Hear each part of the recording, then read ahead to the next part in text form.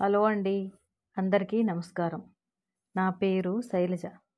మేము నరసరావుపేటలో ఉంటాం. సాయి భక్తులందరికీ మా జీవితంలో జరిగిన సంఘటన మీ అందరితో పంచుకోవాలని మీ ముందుకు వచ్చాను.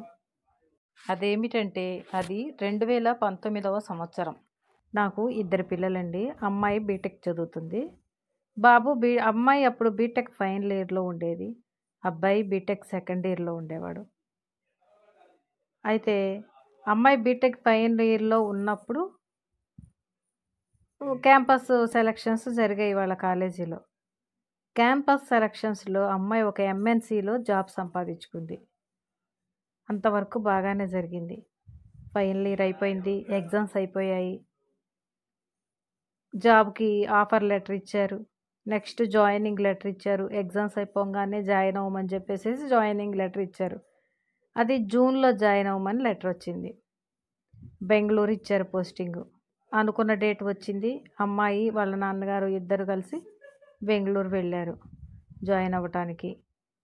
మరుసటి రోజు ఆఫీస్‌కెళ్ళిపోయారు. ఆఫీస్‌లో జాయిన్ అవ్వాలని చెప్పేసేసి తీరా జాయిన్ అయ్యే టయానికి అమ్మాయి సర్టిఫికేట్స్‌లో ఏదో తేడా వచ్చింది.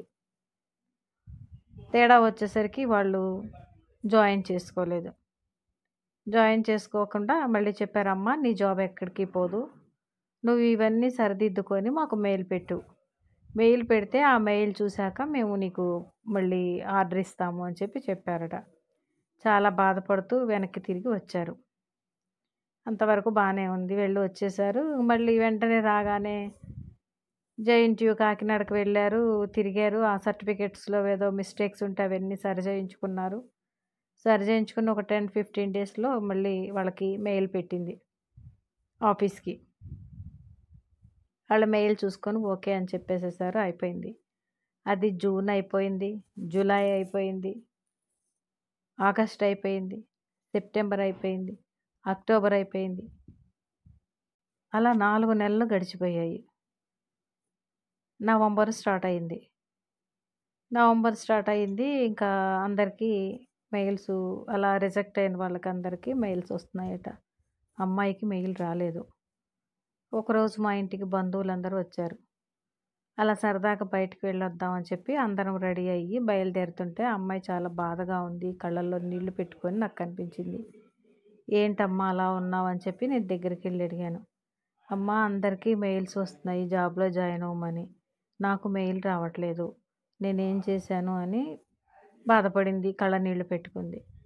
నేను ఒక్కటే చెప్పాను, "అమ్మా బాబాకి నమస్కారం చేసుకో.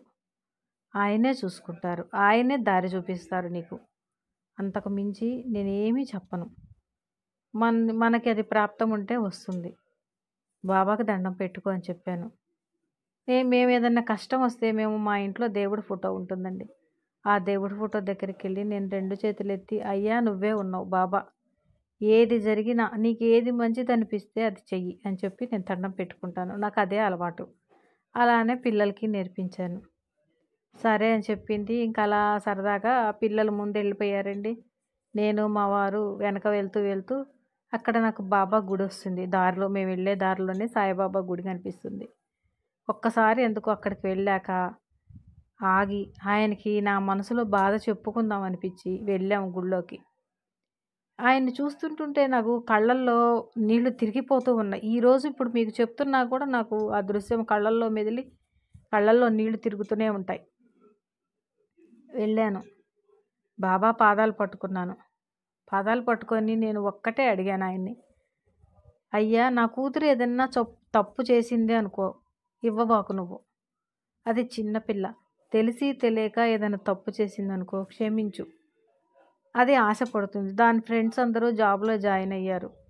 తది వెనక్కొచ్చేసరికి అందరూ దాన్ని ఏంటి ఇంకా జాబ్‌లో జాయిన్ అవ్వలేదా అని అందరూ అడుగుతున్నారు.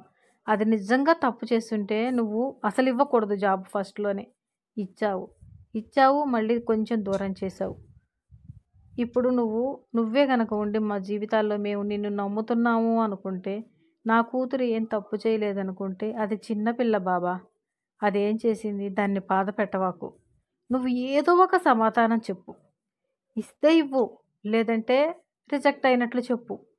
అది వేరే జాబ్ చూసుకుంటుంది. అది కూడా నీ మీద భారం వేసే చూసుకుంటాం మేము అని చెప్పేసేసి ఏడుస్తూ కళ్ళమ్మడి ధారాపాతంగా కారిపోతున్నాయి నాకు.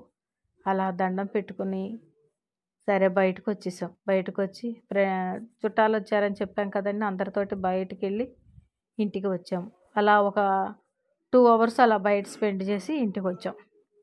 ఇంటికొచ్చి ఒక హాఫ్ అన్ అవర్‌కి మా అమ్మాయి అమ్మ, అమ్మ అని వచ్చింది నా దగ్గరికి.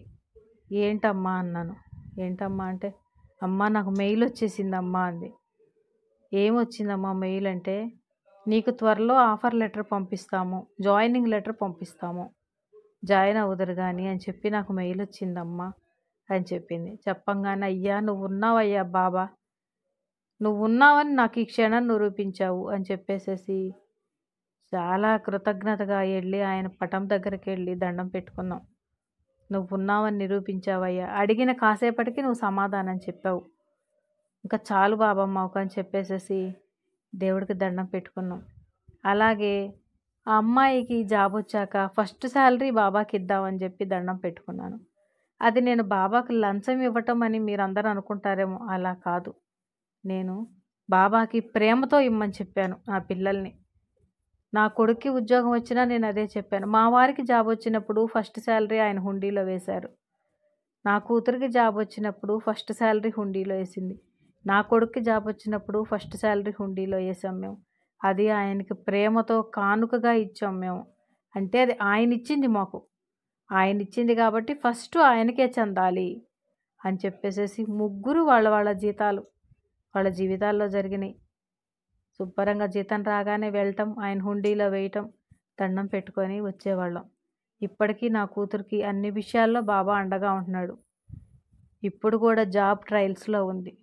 దానికి జాబ్ రావాలని అందరం కోరుకుందాం. అంటే ఇప్పుడు జాబ్ ట్రయల్స్‌లో ఉందంటే అమ్మాయికి మ్యారేజ్ చేశామండి. ఆ అమ్మాయి విదేశాల్లో ఉంటుంది. ఎంఎస్ చేసింది. ఇప్పుడు అక్కడ జాబ్ ట్రయల్స్‌లో ఉంది. అమ్మాయికి జాబ్ రావాలని సాయి భక్తులందరూ కోరుకోవాలని నేను మనవి చేసుకుంటున్నాను. ఇలాగే నా జీవితంలో చాలా సంఘటనలు జరిగాయి. అవి కొన్ని కొన్ని ఒక్కొక్క వీడియోలో పెడతాను నేను. మా జీవితంలో జరిగిన సంఘటనను సాయి భక్తులందరితోటి నేను పంచుకున్నాను. అలాగే మిగిలిన సాయి భక్తులందరి ఇళ్లలో కూడా ఇలాంటి సంఘటనలు జరిగే ఉంటాయి. అవన్నీ మాతో పంచుకోవచ్చు. మీ కామెంట్ రూపంలో మాకు పంపిస్తే మేము అందరికీ తెలియజేస్తాం. అందరికీ నమస్కారం. ఓం శ్రీ సాయి నమో నమః. సాయినాథ్ మహారాజ్‌కి జై.